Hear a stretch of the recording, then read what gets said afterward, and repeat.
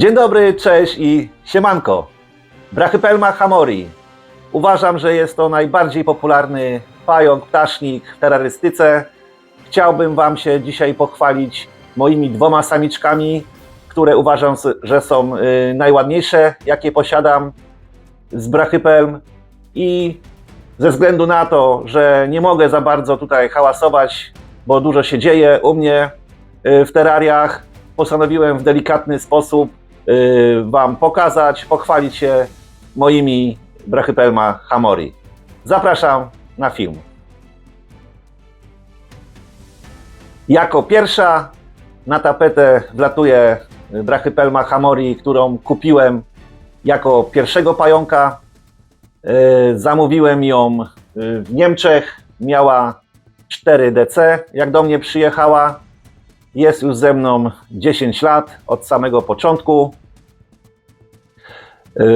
16 marca 2015 roku już byłem w jej posiadaniu. Miała 4 DC.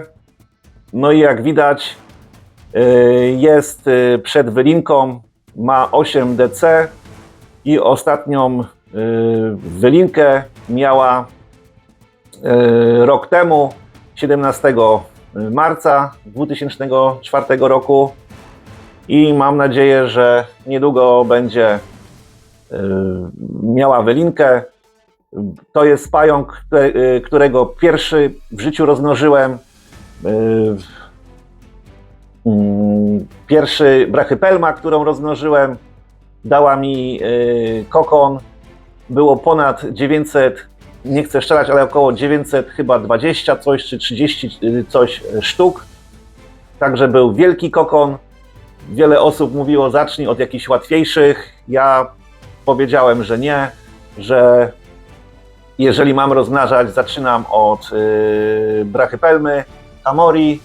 No i po pierwszym dopuszczaniu, w sumie były 3 dopuszczania, ale po takim, jak to się mówi, generalnym, po pierwszym dopuszczaniu wiedziałem, że jest wszystko dobrze. Nakręciłem film, wysłałem do mądrzejszych ode mnie i powiedzieli, że wszystko się uda, jest wszystko na dobrej drodze. Także nie było wylinki po dopuszczaniu, był od razu kokon, był kokon potężny i z tego rozmnożenia też mam kilka samiczek, zostawiłem sobie. Uważam, że no naprawdę to był taki bodziec, żeby właśnie zająć się brachypelmą.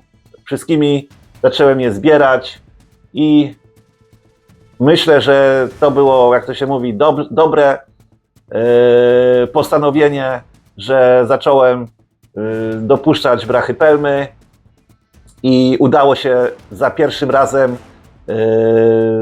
abym miał kokon. W tym terrarium jest temperatura, jak się tu wszystko nagrzeje, jest 28 stopni. Niekiedy troszeczkę skacze, wtedy po prostu dolewam do miseczki zimnej wody i staram się, żeby cały czas zimna woda była. Nawet jeżeli już są takie dni gorące, wszystko jest powyłączane, nie dogrzewam i po prostu tylko dobra wentylacja zapewnia to, że te pajączki dają radę. W nocy mają jakieś 20-22 stopnie. Ja utrzymuję dużą wilgotność, jest to 60-70%. Nie trzymam na całym suchym podłożu tych pajączków.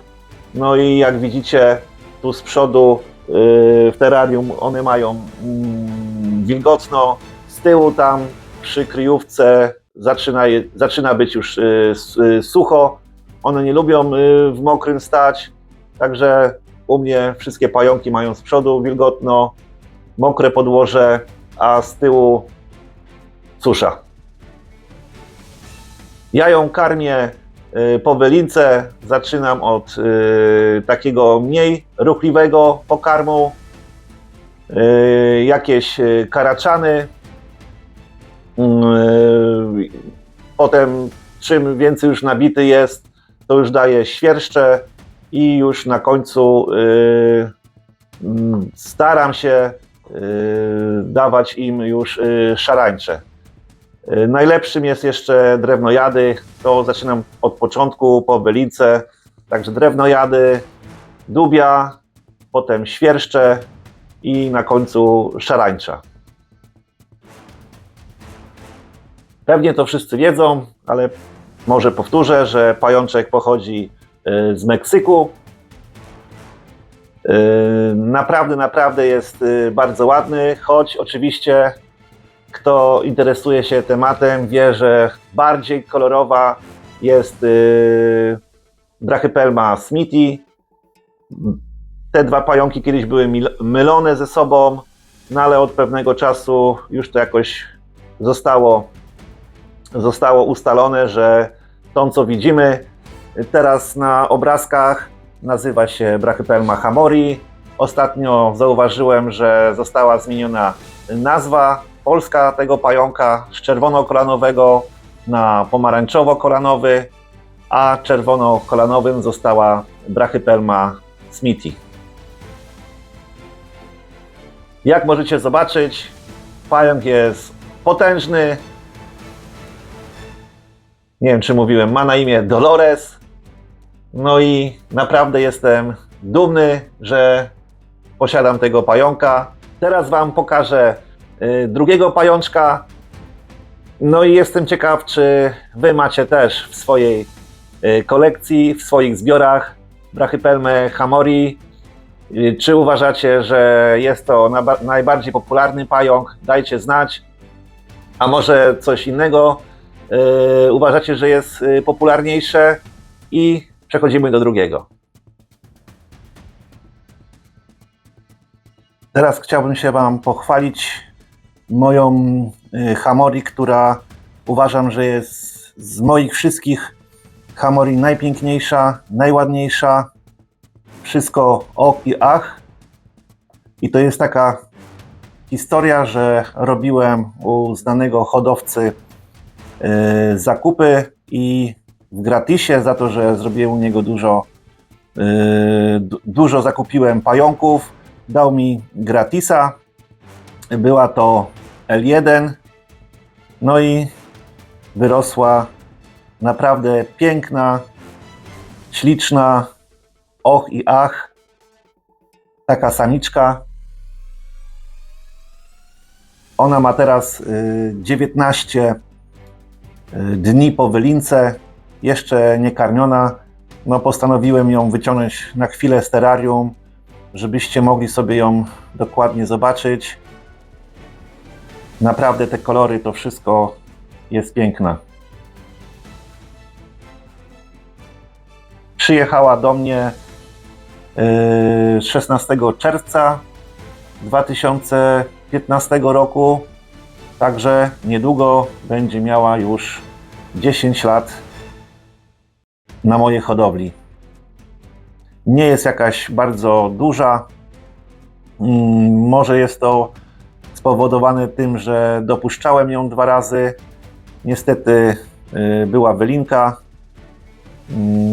Pająki, które nie dopuszczam, na 100% są większe.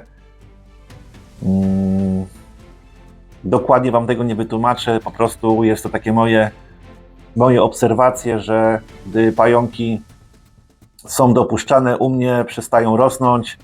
Dlatego ja swoje pająki staram się dopuszczać, jak już mają tak około 9-10 lat. No ale ta jakoś tak nie jest bardzo duża. Mam większe hamori, którą żeście już widzieli przed chwilą, która jest no nie raz, jeszcze o raz większa, no ale te 2 cm samego ciała tamta ma na pewno więcej. Także taki prezent otrzymałem. Niby L1, a teraz już bardzo piękny, dorosły pająk, którego no, trzeba będzie niedługo nakarmić. Takie duże pająki ja daję im miesiąc po wylince i dopiero dostają pierwszego robaka. Ona była trzymana, na początku trzymałem ją niepodgrzewanym terrarium, które stało normalnie w mieszkaniu. Dopiero jak już była dorosła, zacząłem ją dogrzewać. Zrobiłem miejsce dla niej. Zwolniło się jedno miejsce, także po tym pająku będę wiedział naprawdę, ile mogą rosnąć, jak długo, i będę wiedział na 100%, ile żyją. Teraz coraz bardziej są właśnie podawane informacje. Co roku się trochę to zmienia. Najpierw to było, że te pająki dożywają 20 lat, później 25, a dzisiaj sprawdzałem, jest to już podawane na internecie, że od 25 do 30 lat. Ile będą żyły moje pajączki, zobaczymy. Na razie nie mam żadnych, jak to się mówi, strat. Wszystkie, które kupiłem na początku, żyją i zobaczy się, ile faktycznie te pająki potrafią przeżyć, w jakich warunkach. Według mnie czym mniejsza temperatura, to dłużej będą żyły, ale niestety dłużej rosną i uważam, że takie temperatury 24, 26 to jest fajna temperatura, aby mógł ten pajączek sobie ruszać się po terrarium, biegać, żeby to nikt nie powiedział, że to jest pająk kamień. Często jedzą, no ale czym zimniej, około takich 20-22 stopnie w dzień, no to raczej faktycznie są to pająki kamienie, które nie ruszają się lub szukają gdzieś tam źródła ciepła, żeby się wygrzać. A jak mają 28, to już naprawdę hasają, biegają i uwierzcie mi, że mam terraria w stołowym, gdzie no, często siedzę na komputerze, jak to się mówi, czy oglądam telewizję i naprawdę stukają, pukają, chodzą po tych terrariach. Niekiedy trzeba zgłośnić telewizor, bo naprawdę są aktywne i to wszystko właśnie zależy od temperatury. Także nie możecie, to się mówi, żałować na tym. Niech sobie mają dobrze i czym większa temperatura, tym naprawdę więcej jedzą, częściej są wylinki i potem możecie podziwiać takiego pięknego pająka jak ten.